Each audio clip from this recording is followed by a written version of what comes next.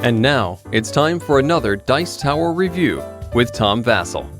Hey folks, today we're taking a look at Doodle City, which includes dice, a pad of paper, and you need to provide your own writing utensil. That's pretty much it. In fact, you can even try this game out if you want to as an app online. But this is a game in which you are drafting dice and drawing roads connecting a city. A bit more puzzly than you might think, but also fairly light. Here it is.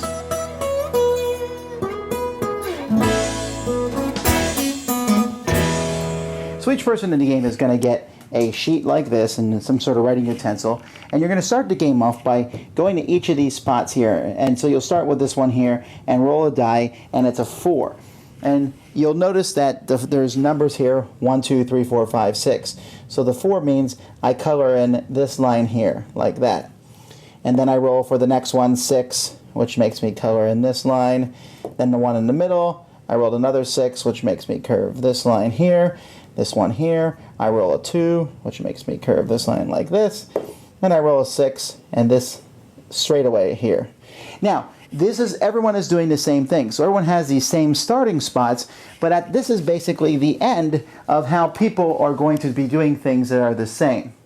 Now, what you're going to do is you're going to take the blue die for the game, and you're also always going to take other dice depending on how many players are playing the game. So if 3 players are playing, you use 4 dice.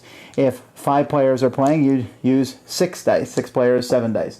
There's always one more die than the number of players. So let's say you're playing a 4-player game. We roll 5 white dice. And you take turns being the start player. They roll the dice. Now the blue die is going to be the column for everybody. So this one is the column here. Everyone else then is going to take turns drafting a white die to show where they're going to draw the line on there. So if I took the 1, for example, I would have to draw a line here in the 1, 1 area. And when I draw a line, let's say that is the one I took. I can draw a straight line across like this. I could have drawn a straight line up or down, or I could have drawn a curve connecting one of the middle points to one of the points on the other one. If someone takes a 6, they can take any in that row. You'll notice it only goes up to 5, and so they can color in any of these. So let's say I had gotten a 1, 6, I could have curved this one like this. See, I've now connected these. If I had taken the 2, this spot already has 1 in it, so I would cross off one of these houses in that spot, and there's room to do that twice. If the only die left, let's say the only die left here was a 5, or actually there's always going to be 2 dice left.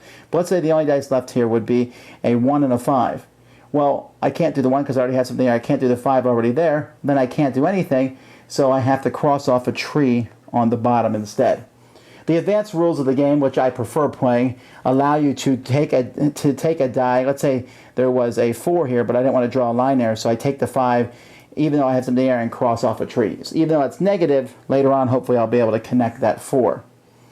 Now, when you connect a taxi, nothing happens when you draw through a taxi. But these other 2 things here, the hotels and the shops, will score as soon as you draw through them. When you draw through a shop, so let's say I draw through this shop later on, we're going to look at that shop to all the different houses it's connected to, houses that have an X cross through them. So I go down here, there's 1 house that shop is connected to. So I will get 1 point. I go over here to my shop scoring, and I see here is a 1 point, so I'm going to circle that because I've gotten that. I can't score 1 again. But let's say later on, I connect this to this, and then I draw this line here. Now the shop is connected to 3 houses. So I would get the 3 over here. And not only that, if I'm the first person to connect 3, I'm going to get this bonus down here, and everyone else has to cross that bonus off their sheets. The first person to get 3, 5, 7, or 10 houses will get a bonus. Now, if I got 3 again, I've already circled my 3, but I could circle the 2. And then if I got 3 again, I couldn't keep circling them because there's nothing that's lower than 3. You can always circle the number of your house or less. For hotels, it's a little bit different. Let's say I drew a line through this hotel. I'm going to count the number of roads that hotel, continuous roads that are connected. So here I have 1, 2, 3, 4, 5, 6, 7. And I look here on the hotel sheet, and it's 2, 3, 5, 8, 11, 15. Well, 5 is the biggest number under 7, so I'd circle that and get 5 points.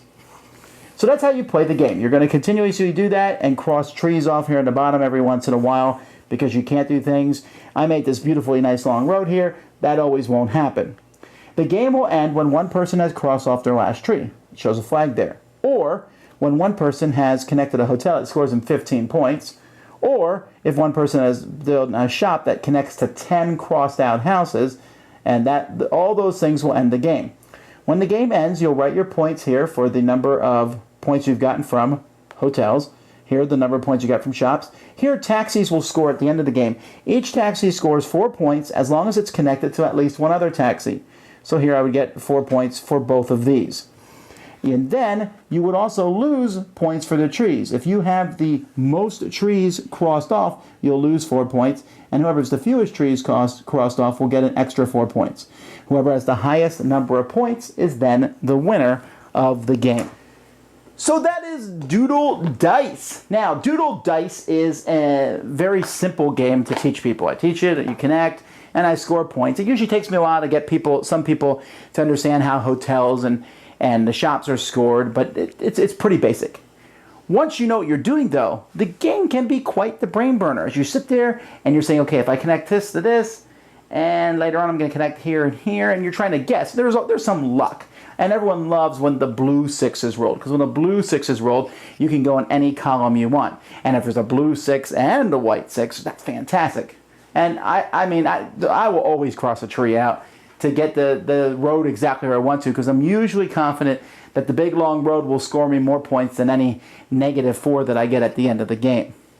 Very simple. Not a lot of... I can't even give you that much strategy other than you need to try to set your roads up ahead of time.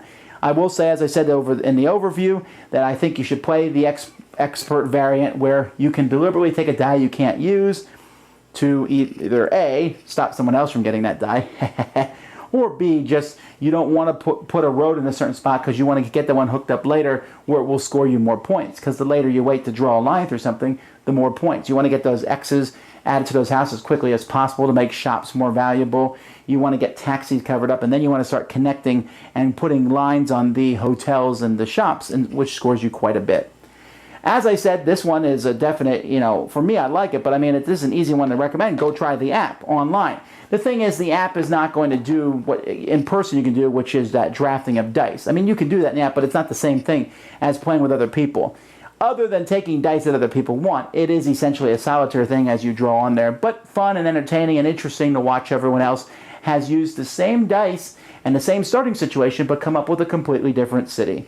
Very entertaining here. Certainly one that you should check out. Doodle City. Dice Tower Judgment. Approved. Thanks so much for watching the Dice Tower videos. Find more great videos and reviews, as well as our top-rated audio podcast at Dicetower.com. You can also find other great shows at Dicetowernetwork.com. I'm Eric Summerer, and you've been watching The Dice Tower.